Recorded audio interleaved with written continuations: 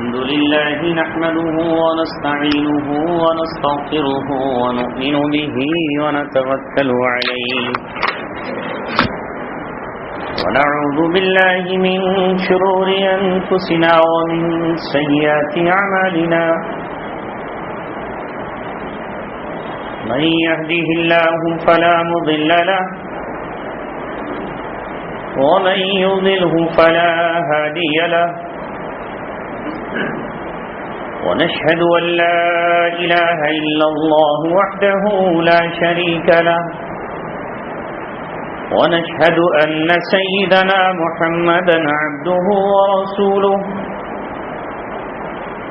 صلى الله عليه وعلى آله وصحبه وسلم تسليما كثيرا كثيرا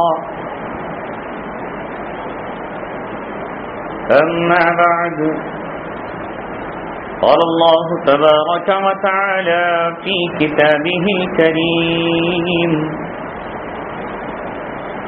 إن الله لا يغير ما بقوم حتى يغيروا ما بأنفسهم صدق الله العلي العظيم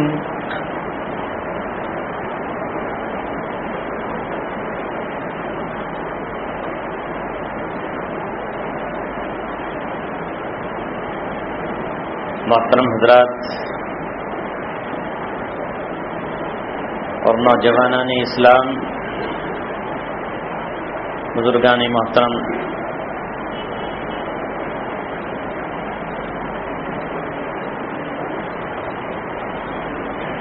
میں اب سے 2-3 مہینہ پہلے بھی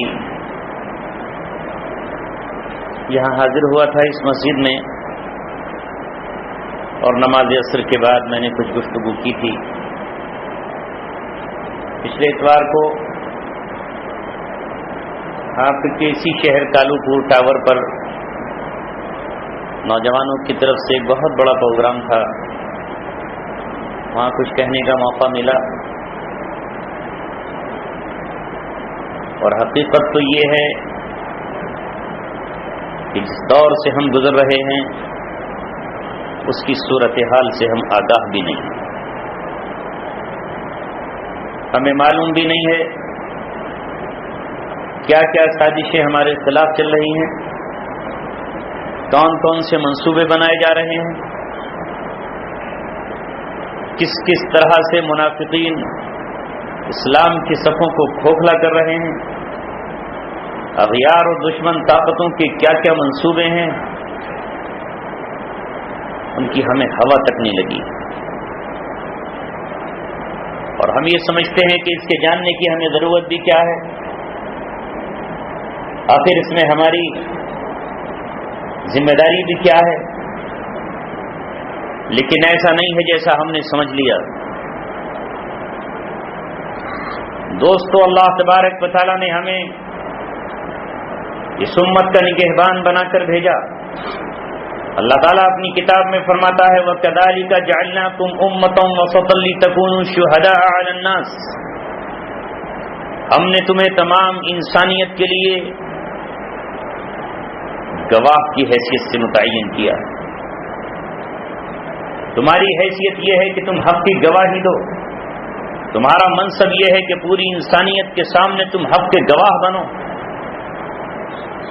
پچھلی قوموں کو اللہ تبارک و تعالیٰ نے اسی لیے معزول کیا، اسی لیے اللہ تبارک و تعالیٰ نے ان کو اپنی رحمت سے دور کیا کہ وہ اللہ تبارک و تعالیٰ کی کتاب پر نہیں چلتی تھی، اور ہماری صورتحال بھی یہی۔ علامہ اقبال نے اس زمانے میں جب ساری دنیا کے مسلمانوں کی یہ کیفیت نہیں تھی جو آج ہے، اس وقت ہندوستان کے مسلمانوں کو جھنجھوڑتے ہوئے کہا تھا وطن کی فکر کرنا دا مصیبت آنے والی ہے، تیری بربادیوں کے مشورے ہیں آسمانوں میں، نہ سمجھو گے تو مٹ جاؤ گے ہندوستان والوں، تمہاری داستاں تک بھی نہ ہوگی داستانوں۔ ہم سوچتے ہیں کہ ہمیں کون مٹا دے گا، ہمیں کون ختم کر دے گا، ہم نہیں مٹیں گے۔ میرے دوستو عزیزوں، خالی خوابوں سے کچھ نہیں ہوتا اور خیالات سے کچھ نہیں ہوتا. ذرا نظر اٹھا کر دیکھو ہسپانیہ کی طرف، اسپین کی طرف، جس کے ہسپانیہ بھی نام ہے، اسپین بھی ہے، اندلس بھی ہے. اس کی تاریخ پڑھو اور پھر دیکھو کہ وہاں بھی 800 سال تک مسلمان حکمراں کی حیثیت سے رہے. ایسی ایسی شاندار مسجدیں انہوں نے بنائیں کہ جو مسجدیں دنیا دیکھ کر اچھش کرتی تھی. مسجد قرطبہ اتنی شاندار اور تاریخی مسجد ہے، اس کا تذکرہ حضرت مولانا تقی عثمانی دامت برکاتہ ہم نے بھی کیا ہے اور دیگر کتابوں میں لکھا ہوا ہے. ایک رات میں اجالا کرنے کے لیے اتنے چراغ چاہیے ہوتے تھے کہ کئی من تیل جلا کرتا تھا اور اس میں نہ جانے کتنی روئی کا استعمال ہوتا تھا، تب کہیں جا کر کے اس مسجد میں روشنی ہوتی. مسجد قرطبہ کیسے کیسے قلعے تعمیر کیے، کیسی کیسی مسجدیں بنائیں اور کتنے سال تک وہاں مسلمان رہے. 800 سال تک وہاں مسلمان حکمراں تھے. 800 سال تک مسلمان وہاں کے سیاہ اور سفید کے مالک تھے. 800 سال تک وہاں اللہ تبارک و تعالیٰ کا کلام پڑھا جاتا رہا، اللہ تبارک و تعالیٰ کی کتاب پڑھی جاتی رہی، دعوت و تبلیغ کا سلسلہ جاری رہا، وہاں مسلسل اسلام کی خدمت ہوتی رہی. لیکن شیطان کبھی ہار نہیں مانتا اور کبھی وہ پیچھے تھک نہیں جاتا. اس کی سازشیں مسلسل رہتی ہیں، وہ مسلسل تغوزوں میں رہتا ہے. لہذا ایک دن ہی آیا کہ مسلمان پھر ان کے پاس جب دولت آئی، جب ان کے پاس ثروت آئی، جب ان کے پاس مال آیا، جب ان کے پاس وسعتیں آئیں، جب ان کے پاس یہ چیزیں آئیں، تو انہوں نے اپنی حفاظت کے بجائے اپنی دیواروں پر پتھروں پر نقاشی شروع کر دی. مسجدیں تو بہت شاندار عالیشان تعمیر کی گئیں، لیکن یہ نہیں سمجھ پائے کہ دشمن کیا سازش کر رہا ہے. اور نتیجہ یہ ہوا، دیکھتے ہی دیکھتے، تاریخ پڑھیں آپ، اگر آپ اردو پڑھے لکھے ہیں، ویسے نہیں پڑھ سکتے، ناول پڑھنے کا تو انسانوں کو بڑا شوق ہوتا ہے، کم از کم ناول کی شکل میں یوں پڑھ لے.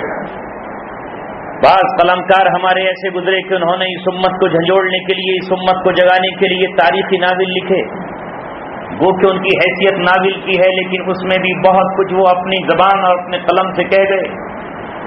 ان میں ایک نام آتا ہے نسیم حجازی کا، ان میں ایک نام آتا ہے عنایت اللہ التمش کا، کہ جنہوں نے مسلمانوں کی تاریخ بیان کی، ان کی داستان غم بیان کی. 3 کتابیں اسپین اور اندلس کی تاریخ پر لکھی گئی. پہلی کتاب کا نام ہے شاہین، دوسری کتاب کا نام ہے اندھیری رات کے مسافر، اور تیسری کتاب کا نام ہے کلیسا اور آگ. تینوں ہی کتابوں میں داستان بیان کی گئی. لیکن اے میرے عزیزوں، میں درخواست کس سے کروں؟ میں کس نوجوان کو پکار کر کہوں کہ وہ یہ داستان پڑھ لے؟ اسے 3 گھنٹے کسی فلم کے دیکھنا آسان ہے، اسے 4 گھنٹے کرکٹ کا دیکھنا آسان ہے، اسے اپنے موبائل پر وہ فحش ویڈیو جن کا اسے آخرت میں حساب دینا ہوگا دیکھنا آسان ہے. وہ نہیں پڑھ سکتا تو اپنی تاریخ نہیں پڑھ سکتا. ہاں ویسے تو تاریخ کا موضوع خشک ہے، آسانی سے آدمی اسے نہیں پڑھ سکتا، لیکن جب اسے ناول کا انداز دے دیا جاتا ہے تو وہ پھر پڑھنے کے لائق ہو جاتی ہے. کاش آپ اسے تلاش کریں.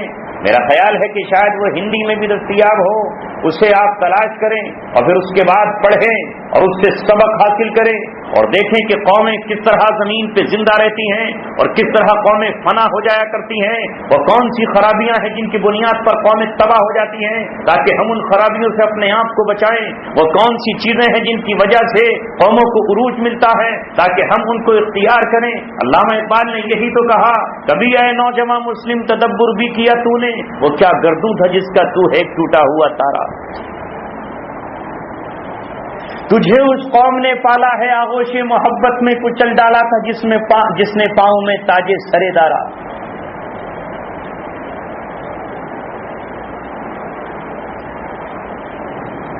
غرض میں کیا کہوں تجھ سے کہ وہ صحرا نشیں کیا تھے، جہاں بانو، جہاں گیرو، جہاں دارو، جہاں آرا، وہ عرب کے صحرا میں اونٹ چرانے والے، وہ عرب کے بیابانوں میں بکری کی گلہ بانی کرنے والے، وہ عرب کے صحرا میں خیموں کی زندگی گزارنے والے، جب ان کے پاس 1450 سال پہلے قرآن آیا اور قرآن کریم نے ان سے وعدہ کیا تو انہوں نے اللہ کی کتاب سمجھ کر قرآن کے وعدوں پر یقین کر لیا۔ وہ قرآن کے وعدوں پر یقین کرتے ہوئے اپنے کھیتوں کھلیانوں سے نکلے، اونٹوں پر کجاوے کسے، تو کسی نے رخ افریقہ کا کیا، تو کسی نے رخ ایران کا کیا، کسی نے رخ کسی طرف کیا، اور وہ دنیا کو فتح کرتے چلے گئے۔ ہاں، وہی جہاں تھے، وہی دنیا کو آباد کرنے والے تھے، وہی جہانگیر تھے، وہی دنیا کو فتح کرنے والے تھے، وہی جہاں آرا تھے، اس دنیا کو سجانے والے بھی وہی تھے۔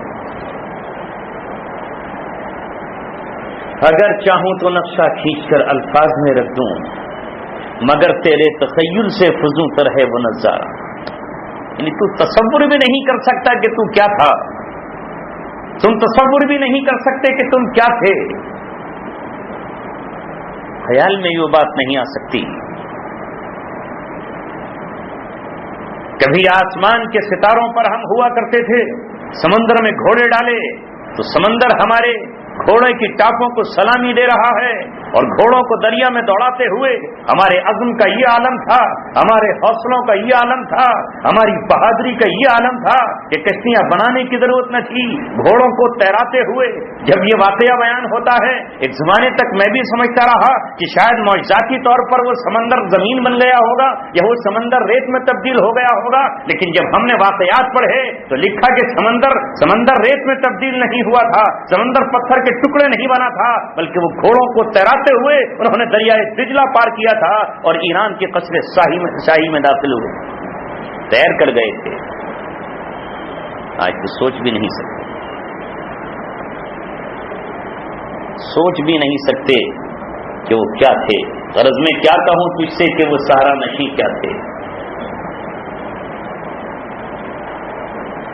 تجھے آبا سے اپنے کوئی نسبت ہو نہیں سکتی کہ تو گفتار وہ کردار، تو ثابت وہ سیارہ، تو خاموش اپنی جگہ بیٹھا ہے، وہ ستارے کی طرح گردش میں تھے، تو صرف باتوں کا شعر ہے، عمل تیرا زیرو ہے، عمل تیرا زیرو ہے۔ گنوا دی ہم نے جو اسلاف سے میراث پائی تھی، سریا سے زمین پر آسمان نے ہم کو دے مارا۔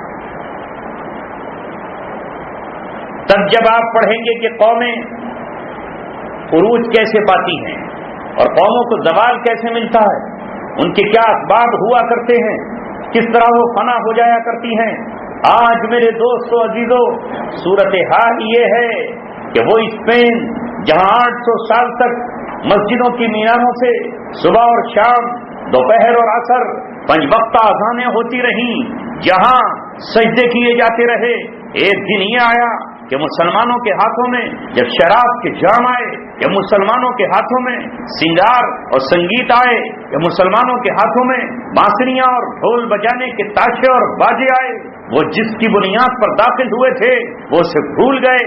اسی کو علامہ اقبال نے کہا، میں تجھ کو بتاتا ہوں تقدیر امم کیا ہے، شمشیر و سینہ اول طاؤس و رباب آخر۔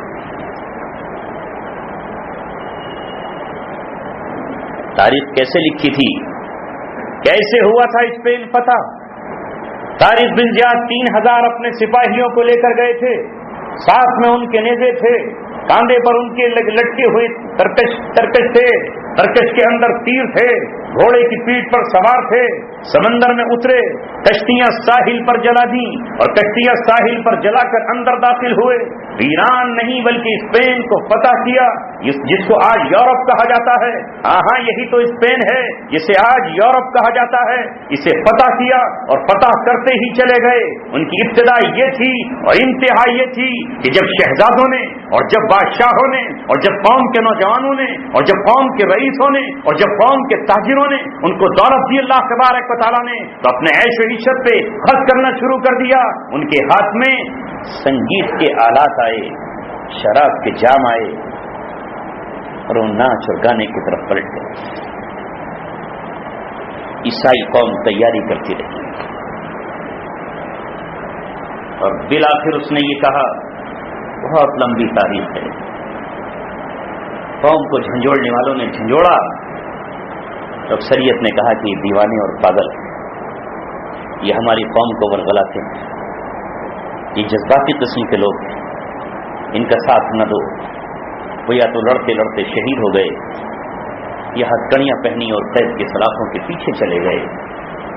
جب وہ جھنجھوڑنے والے بھی نہ رہے، جب وہ جگانے والے بھی نہ رہے، جب وہ خون کو گرمانے والے بھی نہ رہے، جب وہ غیرت اور حیا کی باتیں بتانے والے بھی موجود نہ رہے، تو پھر عیسائی قوم نے اعلان کر دیا کہ یکساں سول کوڈ لاگو ہوگا،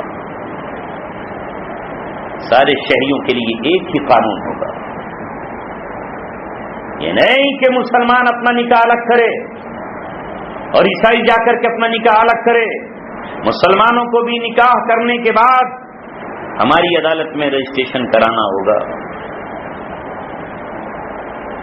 ان کا نکاح ماننے نہیں ہوگا، ان کے قاضی کا نکاح قابل قبول نہیں ہوگا، ان کے نکاح کو اگر انہیں نکاح کرنا ہے تو پھر اپنے گھر بھی نکاح کریں اور ہماری عدالت کا قاضی بھی نکاح پڑھائے۔ مسلمانوں کا کون سی فرق کی بات ہے، ہم اپنے قاضی سے بھی نکاح پڑھوا لیتے ہیں اور بعد میں ان کی عدالت سے رجسٹریشن کرا لیں گے۔ یہ تو ہمارے ملک میں ہو رہا ہے، آ گیا نہیں یہ قانون، اور ابھی اسلام کے دشمن یہاں طاقت میں نہیں آئے ہیں، نہ جانے کس کی دعا ہے اور کس کا صدقہ اور توفیل ہے، کس کی آنسو اور کس کے خون اور کس کی قربانی کی وجہ سے ابھی وہ قوم اکثریت میں نہیں آئی ہے۔ جس دن اکثریت میں آئے گی وہ یہ کہے گی کہ مسلمانوں کا قانون اور اس ملک کے تمام لوگوں کا قانون ایک ہوگا، بالکل قطعاً الگ نہیں، جس طرح ہم نکاح کرتے ہیں اسی طرح انہیں نکاح کرنا ہوگا اور ان کے قاضی کا نکاح ہمیں ماننے نہیں ہوگا۔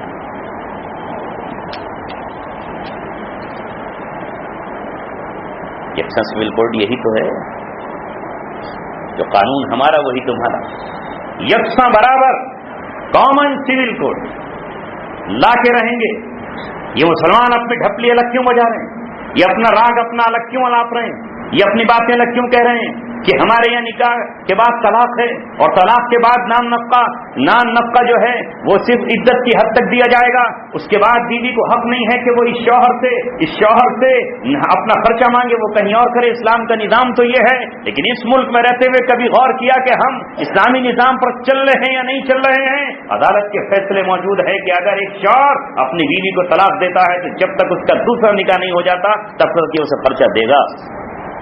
نہ جانے کتنے شوہر دے رہے ہیں۔ ملا کو جو ہے ہند میں سجدے کی اجازت، ناداں یہ سمجھتا ہے کہ اسلام ہے آزاد۔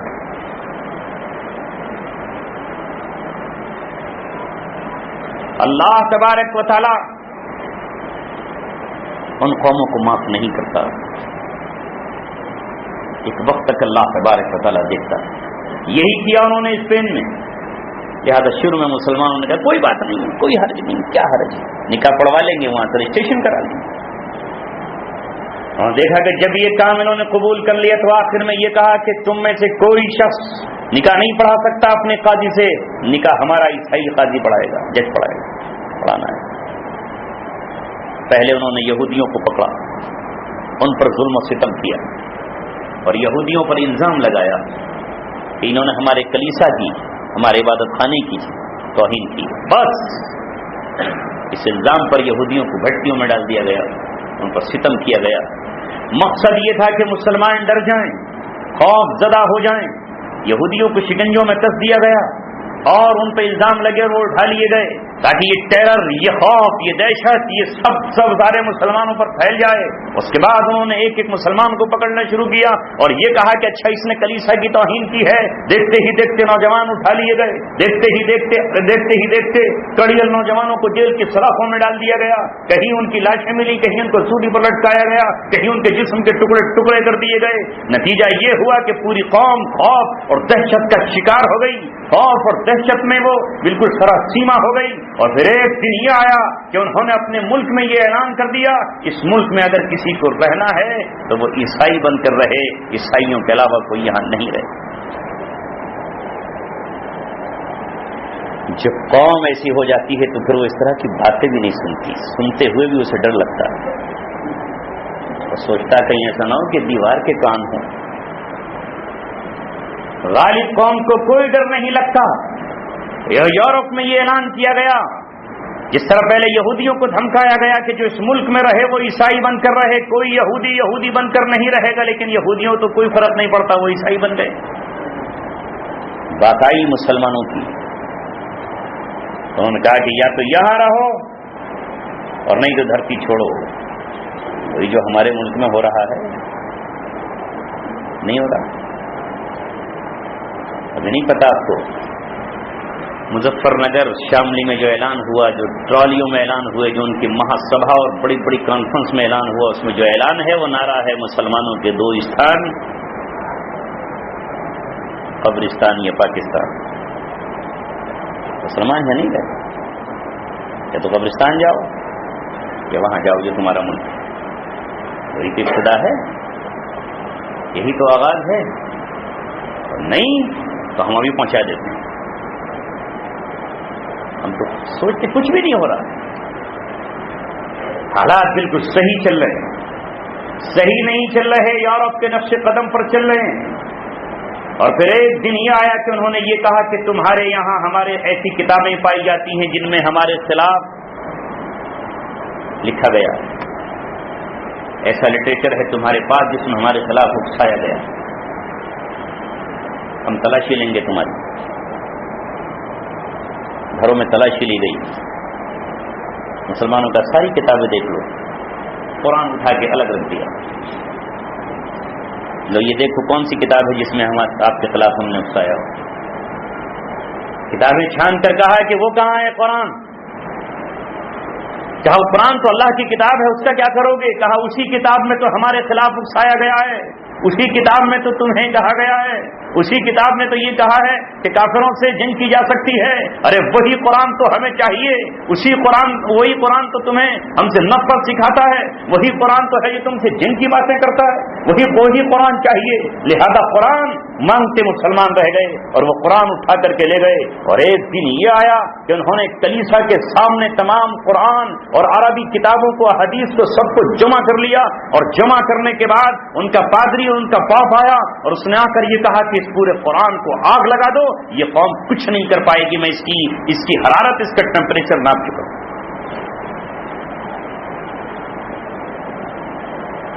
ساری عربی کتابیں قرآن اور لٹریچر کو آگ لگا، قرآن جلتا رہا،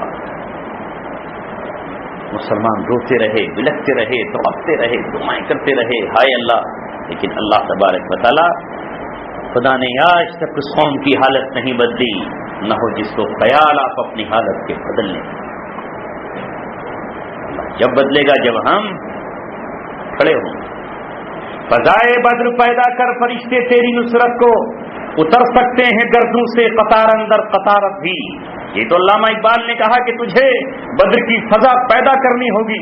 رسول اللہ 313 کو لے کر نکلے اور پھر ان کو مورچوں پر بٹھا کر نبی پاک صلی اللہ علیہ وسلم نے اب دامن پھیلا کر اللہ تعالیٰ سے دعا فرمائی، اے اللہ تجھے اختیار ہے، تو چاہے تو ان سب کو ہلاک کر دے اور یہ شہادت کا جام پی کر کے جنت میں چلے جائیں، تو مالک ہے، مختار کل ہے، ہمیں کیا اختیار ہے، تو چاہے تو انہیں ہلاک کر دے۔ لیکن اے مولا، اس وقت روئے زمین کی کریم یہی ہے، مشرق و مغرب اور تمام جہاں میں یہی وہ دیوانے ہیں جو اللہ اکبر کہتے ہیں، یہی ہیں جن کی پیشانیوں پر لا الہ الا اللہ لکھا ہے۔ اگر یہ 313 ہیں جن میں میں بھی شامل ہوں، اگر یہ ہلاک ہو گئے، اگر یہ ختم ہو گئے، تو اللہ تعالیٰ قیامت تک پھر تیرا نام کون لے گا؟ اللہ نے بلا کر بچانے کا فیصلہ کیا اور فرشتے مدد کو دیجیے۔ فضائے بدر پیدا کر، فرشتے تیری نصرت کو، اتر سکتے ہیں گردوں سے قطار اندر قطار اب بھی۔ جب وہ آگ لگا کر تمام اسلامی کتابوں کو اور قرآن کو چلے گئے، مسلم قوم آئی اور اس نے اس جلی ہوئی راکھ کو اپنی آنکھوں سے لگایا کہ ہمارے جلے ہوئے قرآن کی راکھ ہے، جلی ہوئی بخاری شریف کی راکھ ہے، یہ جلی ہوئی مشکات اور فقہ کی کتابوں کی راکھ ہے۔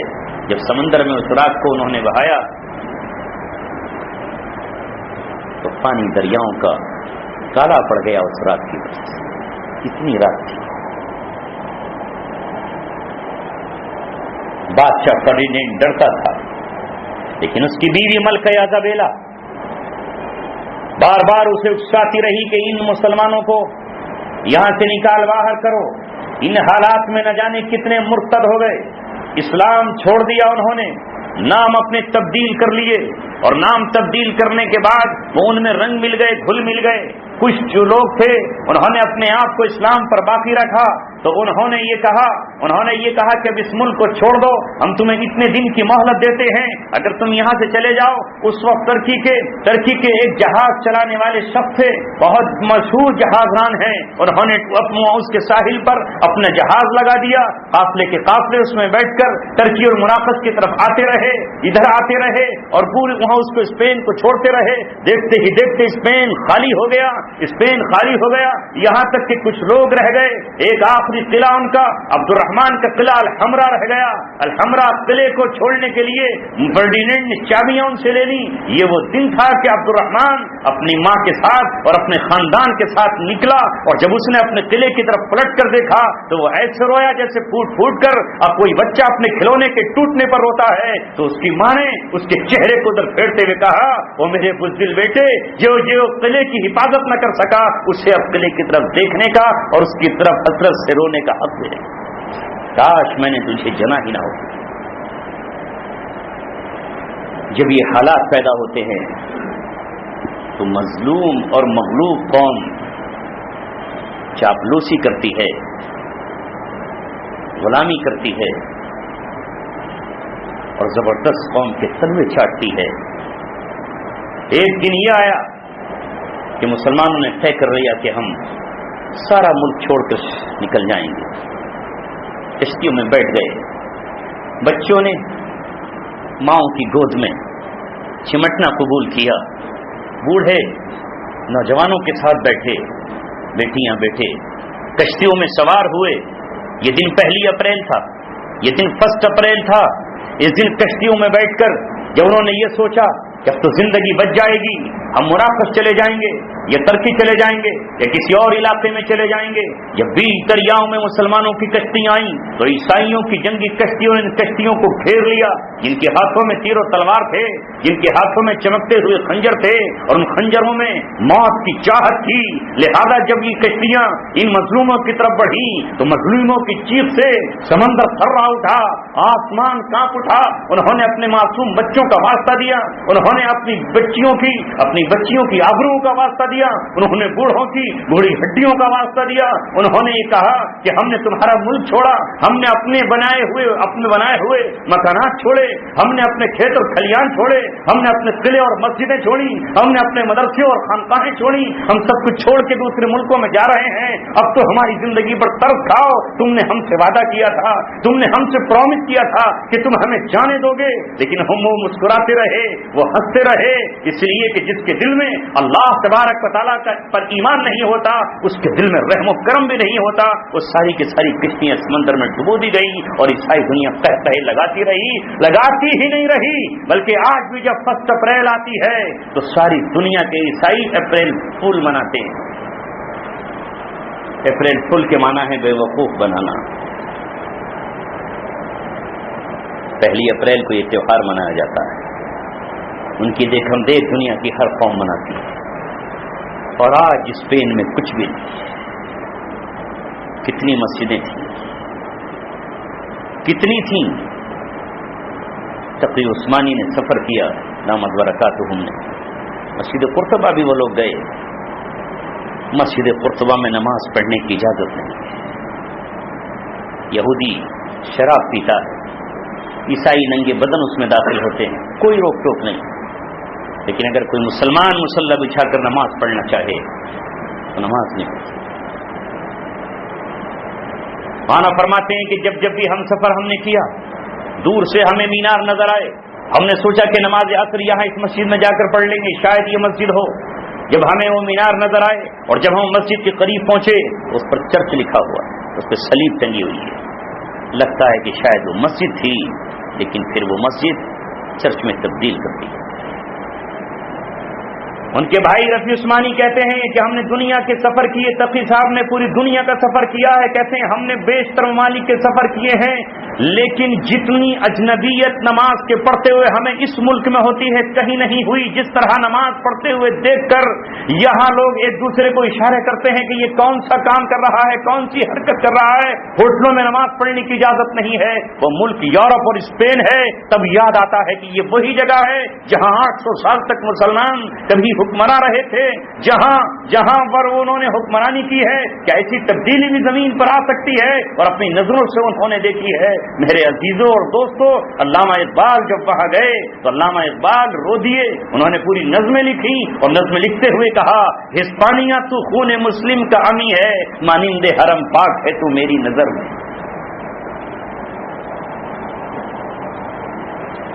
یعنی جس طرح اللہ کا حرم پاکیزہ ہے تو بھی پاکیزہ ہے, کیونکہ پوشیدہ تیری خاک میں سجدوں کے نشان ہیں, خاموش اذانیں ہیں تیری باد سحر. کتنی اذانیں ہیں جو ہواؤں میں آج بھی وہاں موجود ہیں. کتنے سجدے وہاں غازیوں نے اور اسلام کے سپاہیوں نے کیے ہیں. لیکن جب قومیں مار و ثروت میں گھر جاتی ہیں تو پھر وہ اپنی زندگی تبدیل کر دیتی ہیں. ان کے بچوں کے ہاتھ میں عمدہ کھلونے ہوتے ہیں, ان کے نوجوانوں کے ہاتھ میں شراب کے جام ہوتے ہیں, اور پھر وہ کسی کی آبرو کی کیا حفاظت کریں. وہ خود تلاش کرتے ہیں کہ کوئی دوشیزہ ملے, ہم اس کی آبرو لوٹیں. رات بھی ان کا کام سیٹیاں بجانا ہوتا ہے, اور انہیں کسی پر پھر ان کا احساس چھن جاتا ہے, ان کی غیرت ختم ہو جاتی ہے, ان کا کوئی پرسان حال نہیں ہوتا.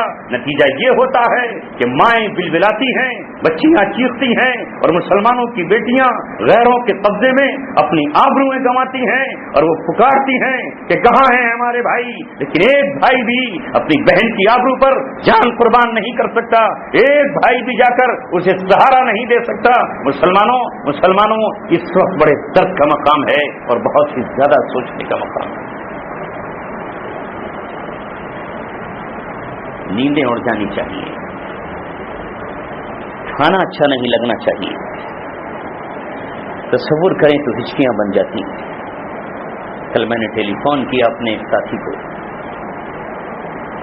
بڑھانا, مجھے بتایا انہوں نے, حضرت حالات بہت دیگرگو, داستان غم سنی نہیں جاتی, فریاد سنتے ہوئے دل پھٹتا ہے. میں جاؤں گا یہاں سے جانے کے بعد, میرا پروگرام یہاں طے نہیں ہوتا تو میں جاتا. ایک گھر کی 2 بیٹیاں ماں کے سامنے چھین لی گئیں, زنا بالجبر ہوا, اور آج تک ان بیٹیوں کا پتہ نہیں ہے کہ وہ کہاں, کچھ پتہ نہیں کہا.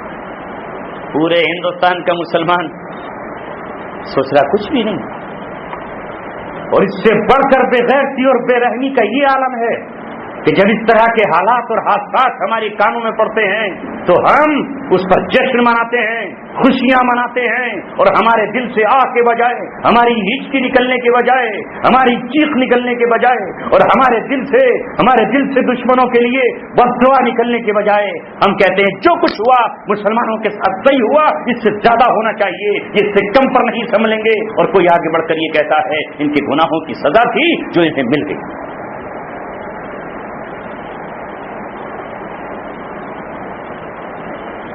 محمد عربی سے محبت کرنے والوں, اسی اسپین کا تذکرہ سننے والوں, کیوں گئے طارق بن زیاد اسپین میں؟ مسلمانوں نے ایک عورت کی آبرو کے لیے جنگیں لڑی, ایک عورت کی آبرو کے لیے. یہ اسپین, یہاں طارق بن زیاد گئے ہیں, یہاں کسی مسلمان بیٹی کی آبرو نہیں لوٹی گئی تھی, یہاں ایک عیسائی بچی کی آبرو لوٹی تھی, ایسے ہی جیسے آسارام باپو نے کام کیا. بڑا عیسائی بادشاہ تھا, یہ بیچارہ چھوٹا گورنر تھا. اس نے اپنی بچی کو تعلیم کے لیے بھیجا, تربیت کے لیے بھیجا, اور وہ درندہ تھا. اس نے اس بچی کے جسم کے ساتھ کھلواڑ کیا اور اس کی آبرو لوٹ کے اسے داغدار کر دیا. غیرت ہے انسان میں ہوتی ہے, چاہے وہ عیسائی ہی کیوں نہ تھی, لیکن غیرت مند بیٹی تھی. اس نے اپنے باپ سے کہا کہ اے باپ, میں اب زندگی جینے کے قابل نہیں. تو نے جس بادشاہ کے پاس مجھے بھیجا تھا اس نے میری عزت کو تار تار کر دیا. अब मैं उस वक्त तक जिंदा नहीं रहूंगी जब तक उस बादशाह को सबक नहीं सिखाया जाता। वो गवर्नर, वो छोटा बादशाह ईसाइयों के पास गया, कौन सुन सकता था उसकी, सारे जालिम बादशाह के साथ थे। वो यहूदियों के पास गया, यहूदी क्यों उसके साथ आ सकते थे। बेआखिर उसकी बेटी ने कहा, बाजान मुसलमान ही वो कौम है जो दर्द समझ सकता है। मुझे यकीन है कि अगर तुम किसी मुसलमान के पास चले जाओगे तो वो तुम्हारे आंसुओं की लाज रख लेगा, वो तुम्हारे दिल की धड़कनों में झांक करके तुम्हारी मदद करेगा। मैं तुम्हें ये कहती हूँ, ये मत देखो कि तुम ईसाई हो और वो मुसलमान है। मुझे लगता है कि मुसलमान पता हासिल करते चले जा रहे हैं, वही इसको सबक सिखा सकते हैं। अब अजान जाइए, अपनी पगड़ी और टोपी किसी मुसलमान के कदमों में रख दीजिए। उस वक्त मूसा बिन नसीर का नाम जगमगा रहा था। मूसा बिन नसीर कमांडर इन चीफ थे। ये आया और मूसा बिन नसीर के दरवाजे पर दस्तक दी और दस्तक देकर के फूट फूट के रोने लगा और रोकर ये कहा कि मैं ईसाई होकर ए मुसलमानों तुम्हारी चौखट पर आया हूँ, मैं अपनी बेटी की आबरू का इंतकाम लेने आया हूँ, मैं दामन फैलाकर तुमसे भीख मांगता हूँ, मुझसे जो मदद होगी वो कर दीजिए। इस कहीं ऐसा ना हो कि मेरी मौत आ जाए और मेरी बेटी मुझे जिंदगी में माफ। मूसा बिन नसीर ने तारिक बिन ज़ियाद रहमतुल्लाह अलैह को बुलाया और बुलाकर ये कहा, एक बेटी की आबरू, चाहे वो ईसाई की बेटी हो या हमारी हो, उसके लिए हम सारी दुनिया कुर्बान कर सकते हैं। जाओ और जाकर उसे सबक सिखाओ और ये कहो कि मुसलमान जिंदा हैं, वो इसीलिए दुनिया में पैदा किए गए हैं ताकि दुनिया में अमन और अमान कायम करें, जालिमों को लगाम लगाएं, कातिलों को सबक सिखाएं, इज्जत लूटने वालों को सूलियों पर चढ़ाएं। इसीलिए अल्लाह ताला ने उनको भेजा है। तारिक बिन ज़ियाद जा, तारीख तेरा इंतजार कर रही है। तारिक बिन ज़ियाद जब कश्ती में सफर किया उन्होंने, तारीख बताती है, अल्लामा इकबाल ने अपनी नज़म में तारिक बिन ज़ियाद का तज़किरा किया है। वो तो इसी सरजमीन से गुजरे हैं। जब कश्ती में तारिक सफर कर रहे हैं तो कश्ती में सफर करते हुए उन्हें ऊँग आ जाती है, उन्हें नींद आती है। नींद में रसूलुल्लाह सल्लल्लाहु अलैहि वसल्लम दिखाई देते हैं। आका फरमाते हैं, तारिक तुझे उंदुलुस की फतह मुबारक हो, मैं और मेरे सहाबा पहले पहुंचते हैं, तू हमारे पीछे आ। ये ख्वाब देखकर तारिक मुस्कुराया और मुस्कुरा कर तारिक ने आग साहिल पर ये कहा कि साहिल पार करते ही कश्तियों को जला दो, सारी कश्तियों को आग लगा दो। जब लोगों ने ये कहा गए तारिक हम अपने वतन कैसे वापस जाएंगे, तो तारिक बिन ज़ियाद ने वो कहा, हर मुल्क मास के मुल्क के खुदा है मास, हर मुल्क अल्लाह का मुल्क है और अल्लाह का मुल्क हमारा मुल्क है। यानी पूरी जंग एक ईसाई बच्ची की आबरू की खातिर लड़ी गई और फिर अल्लाह ताला ने फतह अता फरमाई।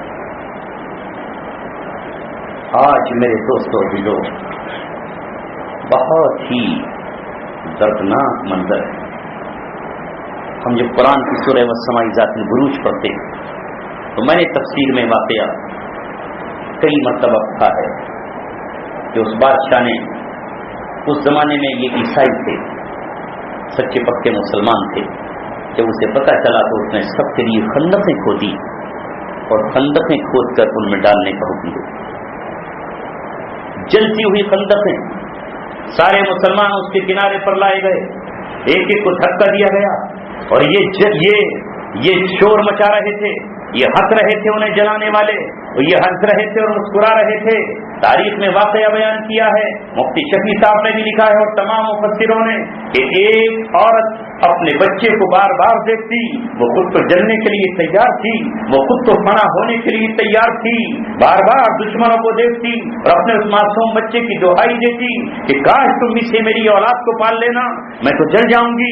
अभी वो इसी कशमकश में है, अभी उसकी आंख से आंसू टपक रहे हैं कि अल्लाह तबारक व तआला ने उस बच्चे को ज़बान अता फरमाई और बच्चे ने अपनी माँ से कहा, माँ शायद तू ये समझ रही है कि हम इसमें आग में जल जाएंगे और हम कोयला और कबाब हो जाएंगे, मेरी परवाह न कर, ये आग नहीं बल्कि ये फूल हैं, ये आग के अंगारे नहीं बल्कि जन्नत के महकते हुए फूल हैं। ये सुनते ही उस औरत ने अपने बच्चे के साथ उस आग के गड्ढे में छलांग लगाई।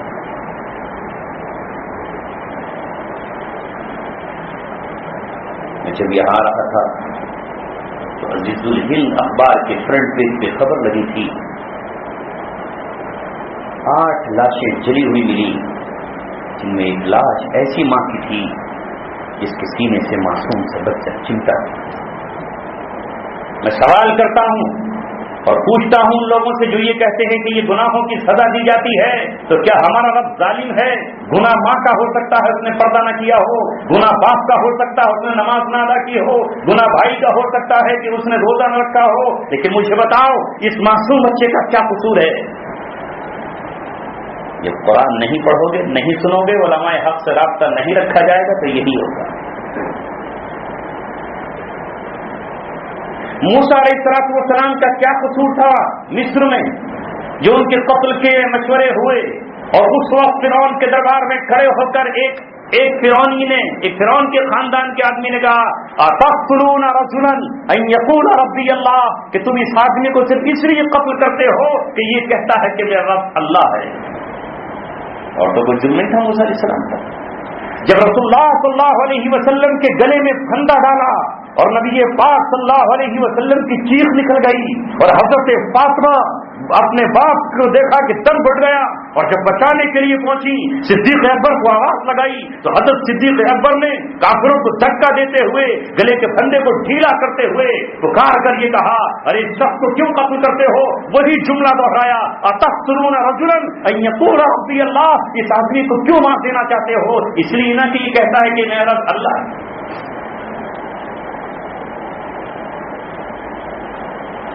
یہ بات سمجھ میں نہیں آتی۔ عزیزوں اور ساتھیوں، جب دل پتھر ہو جاتے ہیں تو پھر روتے نہیں۔ اللہ نے یہودیوں کے دلوں کی یہی کیفیت بیان کی۔ ثم قست قلوبکم من بعد ذلک، پھر ان کے دل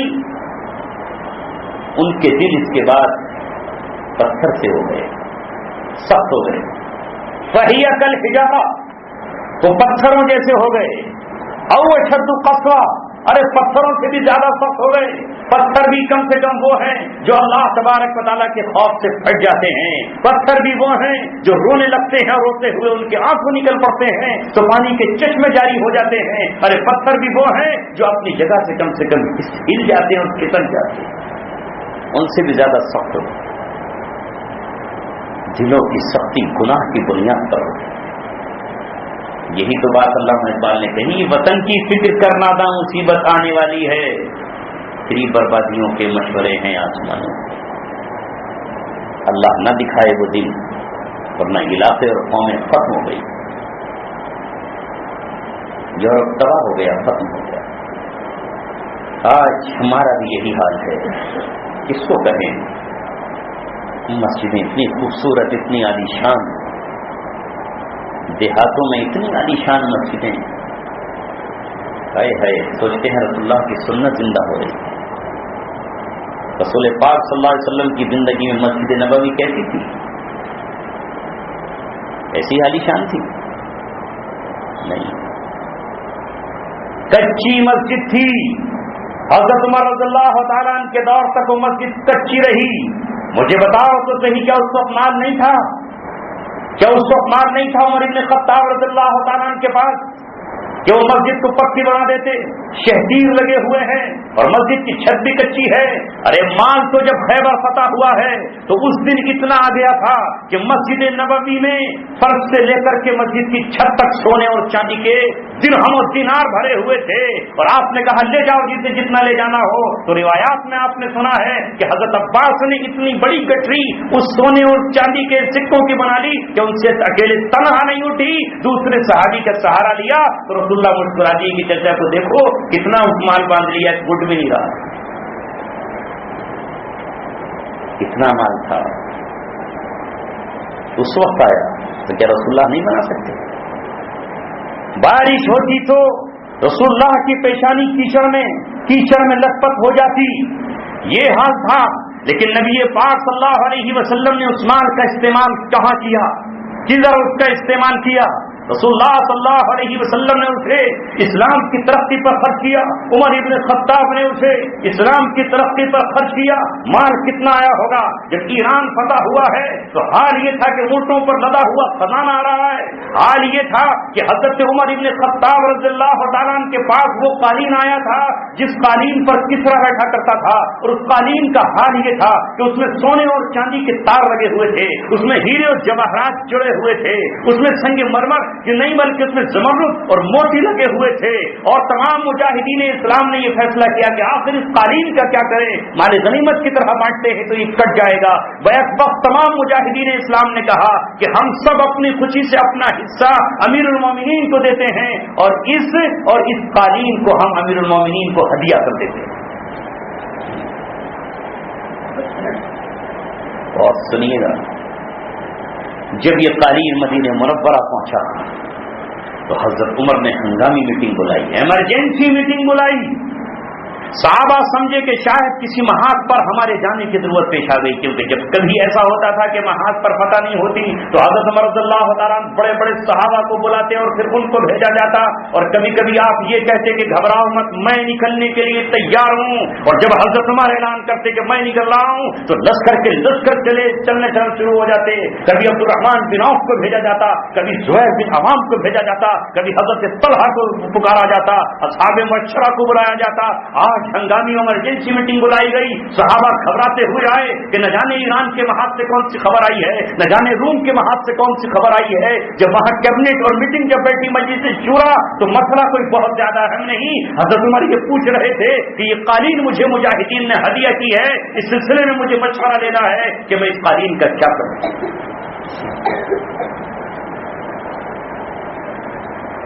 صحابہ نے کہا مسکرا کر، یہ کون سی بڑی بات ہے اس کے لیے آپ نے اتنی ہنگامی میٹنگ بلائی؟ ہدیہ کی ہے، ہدیہ اسلام میں سنت ہے، آپ رکھیے اسے اپنے گھر میں بھی چاہیے، کچھ بھی کیجیے۔ اکثریت کی رائے یہی آئی۔ اس مجلس میں حضرت علی موجود تھے، حضرت عمر کی نگاہیں حضرت علی پہ لگی تھی۔ علی تم بتاؤ تمہاری کیا رائے ہے،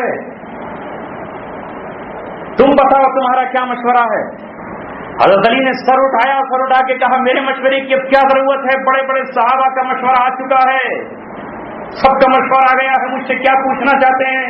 کہا نہیں اے علی تمہاری ہی رائے چاہیے، بڑے بڑے مقامات پر تم نے ہمیں بچایا ہے۔ لولا علی لہلک عمر، اگر علی نہ ہوتے تو عمر ہلاک ہو جاتا۔ علی تم بتاؤ تمہاری کیا رائے ہے؟ حضرت علی نے کہا ہے عمر اگر میری رائے ہی پوچھنا چاہتے ہو تو میری رائے یہ ہے اس قالین کے ٹکڑے کر دیے جائیں، اس کے تاروں کو نوچ لیا جائے، اس کے ہیرے جواہرات چھین لیے جائیں، اور سب کا سب یہ بیت المال میں جمع کر دیا جائے، جو حصہ 5واں بیت المال میں جمع ہوتا ہے وہ اس میں جمع کر دیا جائے، اور باقی مجاہدین پر عام مال غنیمت کی طرف تقسیم کر دیا جائے۔ حضرت عمر نے یہ نہیں کہا یہ کون سی رائے دے دی تم نے، کیا اسی وقت کیفیت لائی جائیں اور اسی وقت اس قالین کے ٹکڑے ٹکڑے کر دیے جائیں اور اس سارا کا سارا بیت المال میں جمع کر دیا جائے۔ کیا ان کے پاس مال نہ تھا؟ علامہ اقبال فرماتے ہیں تیرے صوفے ہیں افرنگی، تیرے قالی ہیں ایرانی، لہو مشکو رلاتی ہے جوانوں کی تناسن۔ ابھی مسلمانوں سے یہ کہو کہ مظلوم مسلمانوں کے لیے آپ کے پاس کچھ ہے؟ کہے گا کچھ نہیں، کچھ نہیں میرے پاس، کچھ بھی نہیں، سوچوں گا غور کروں گا۔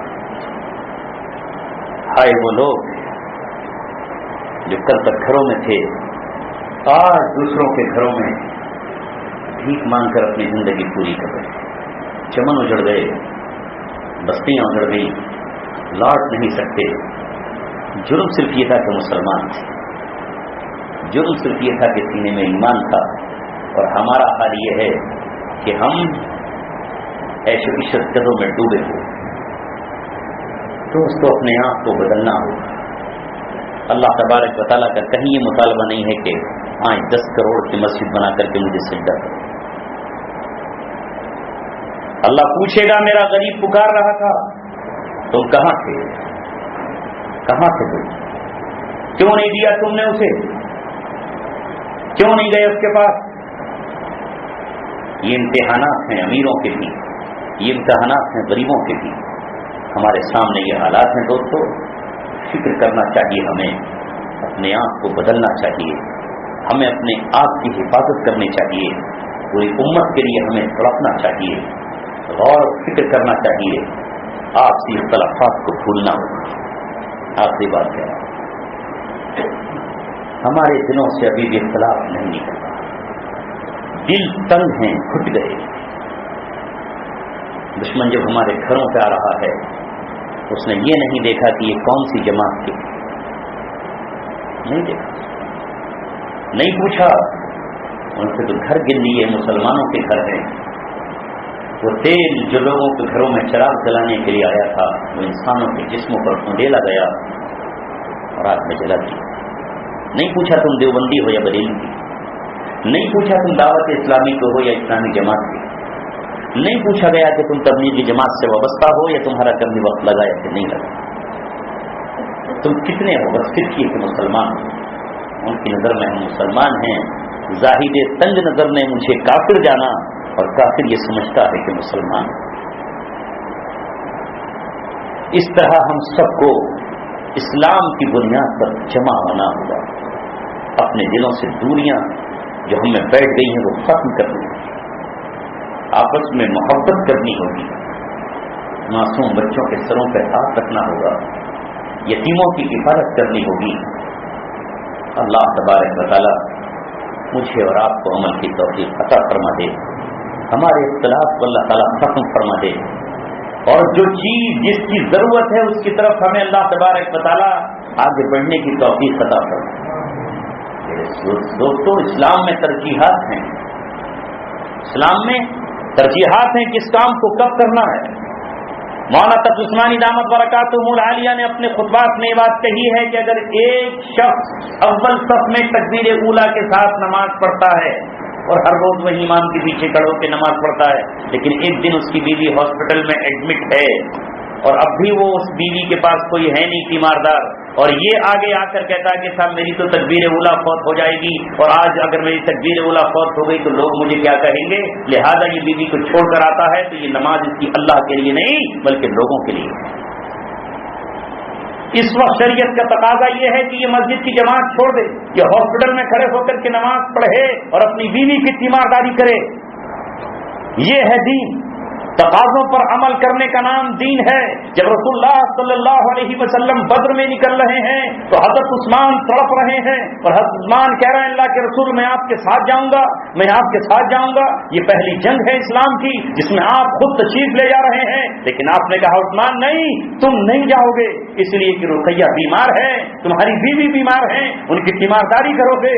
اسلام یہ لے کر نہیں آیا کہ یہ تو نبی کے ساتھ جنگ میں چلے گئے اور بیوی تڑپتی رہ جائے, تمہیں یہی رہنا ہے. جبکہ رسول اللہ صلی اللہ علیہ وسلم کو سخت ضرورت تھی, اس وقت مقابلہ 1000 سے تھا. حضرت عثمان کے بازوؤں کی ضرورت تھی, حضرت عثمان کی طاقت کی ضرورت تھی, ان کی قوت کی ضرورت تھی, لیکن حضرت عثمان کو اللہ کے رسول نے وہیں چھوڑا. اور جب رسول اللہ صلی اللہ علیہ وسلم فتح کر کے واپس آ رہے ہیں تو حضرت عثمان قبر میں اپنی بیوی کو مٹی دے کر کے قبرستان سے واپس لوٹ گئے. لیکن رسول اللہ صلی اللہ علیہ وسلم نے کہا عثمان تو ہمارے ساتھ شریک تھا, بدر میں جو مال غنیمت ملا ہے اس میں تیرا حصہ. یہ ہے پرائرٹیز پر عمل کرنا. ایک شخص نبی پاک صلی اللہ علیہ وسلم کے پاس آیا, آپ نے پوچھا کیوں آیا ہے, کہا جہاد میں جانے کے لیے آیا ہوں, جو اتنا بڑا عمل ہے. پوچھا کہ بتا تیری ماں کو ماں باپ کو کس حال میں چھوڑ کے آیا ہے, کہا وہ تو دونوں رو رہے تھے. کہا واپس جا اور دونوں کو جیسے تو نے رلایا ہے اسی طرح جا کر کے ہنسا. جب جو تقاضا پیش آ جائے اس تقاضے پر عمل کرنا ہے, ترجیحات یہ دینا. اس ترجیحات پہ جب عمل ہم کریں گے, آج پوری دنیا میں امت کے بچانا سب سے اہم ذمہ داری ہے. جو حالات ہمارے سامنے آئے ہیں ان حالات کے تحت ہمیں اپنے لائحہ عمل طے کرنا ہوگا, سوچنا ہوگا, فکر کرنی ہوگی. ہو سکتا ہے کہ اس طوفان کے بعد طوفان چل جائے, لیکن ہوا کے جب تیز طوفان آ رہے ہیں تو اپنے چھپروں کو مضبوطی سے باندھنا ہوگا. مجھے اپنا بچپن یاد ہے, جب تیز ہوا آتی تھی تو میرے والد چھپروں کو باندھتے ہوتے تھے. میں سوچتا تھا کیا سوچ رہی ہے اور یہاں تک کہ جب انہیں لگتا کہ اس جگہ چھپر کی موت ہے اور ہوا یہاں سے چھپر کو اڑا لے جائے گی، تو جس وقت طوفان ہوتا ہوا کا اس وقت اس موت کو پکڑ کے لٹک جاتے اور یہ سوچتے اگر یہاں سے اڑ گئی تو میرے بچوں کا کیا ہوگا، ہمارا کیا حال ہوگا۔ اسی طرح امت کی صورت حال ہے یہ کہ امت بہت ہی سخت ترین حالات سے گزری ہوئی ہے، اور لیکن ہم اپنے گھروں سے توڑ کے باہر آنے کے لیے تیار نہیں ہیں، ہم ایک دوسرے سے محبت کرنے کے لیے تیار نہیں ہیں، ہم ایک دوسرے کے لیے دعائیں کرنے کے لیے تیار نہیں ہیں، ہمارے پاس جو کچھ ہے ان احوال کو دیکھنے کے لیے تیار نہیں ہیں۔ اللہ تبارک و تعالیٰ آج کی اس مجلس کو قبول فرمائے، اور جو اللہ نے کہلوایا اسے اللہ تعالیٰ ہم پر عمل کی توفیق نصیب فرمائے۔ اللهم صل على سيدنا ونبينا وشفيعنا وسندنا وحبيبنا ومولانا محمد يا أحد الصمد الذي لم يلد ولم يولد ولم يكن له كفوا أحد۔ اے اللہ ہمارے گناہوں کو معاف فرما، اے مولا ہماری خطاؤں کو درگزر فرما، اے مولا کریم ہمارے دشمنوں کی سازشوں کو ناکام فرما، اے مولا پوری دنیا میں مسلمانوں کی مدد فرما، مسلمانوں کی مدد فرما، اے مولا کریم مسلمانوں کی مدد فرما، کمزوروں کی مدد فرما۔ طاقتور تو اپنی مدد پہ قادر ہیں، قوت والے تو مدد پہ قادر ہیں، مال والے تو مدد پہ قادر ہیں، لیکن نہیں مولا وہ کمزور نہ جن کے پاس اپنی حفاظت کا کوئی انتظام ہے، اے مولا کریم ان کی حفاظت کے فیصلے فرما۔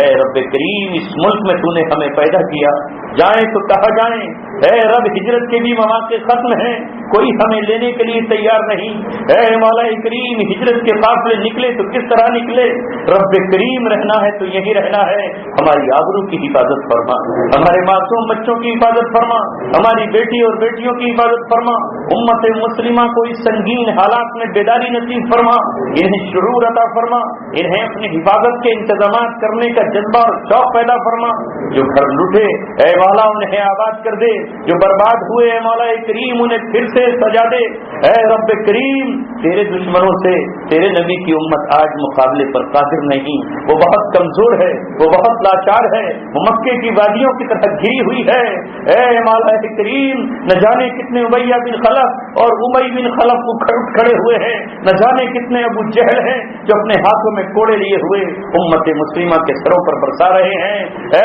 مولا ہمیں صبر عطا فرما اور ہمارا کوئی ناصر اور کوئی مددگار پیدا فرما۔ اے رب کل بھی تو نے احمد شاہ ابدالی کو پیدا فرمایا، جس نے پانی پت کے میدان میں مرہٹوں سے آ کر یہ اعلان کیا کہ یہاں کے مسلمانوں کو کمزور مت سمجھنا، میں جا رہا ہوں افغانستان، اگر مجھے یہاں سے پھر کوئی چیز پہنچی دوبارہ لوٹ کر چلا آؤں گا۔ اس کے بعد سے مرہٹوں نے کبھی سر نہیں اٹھایا۔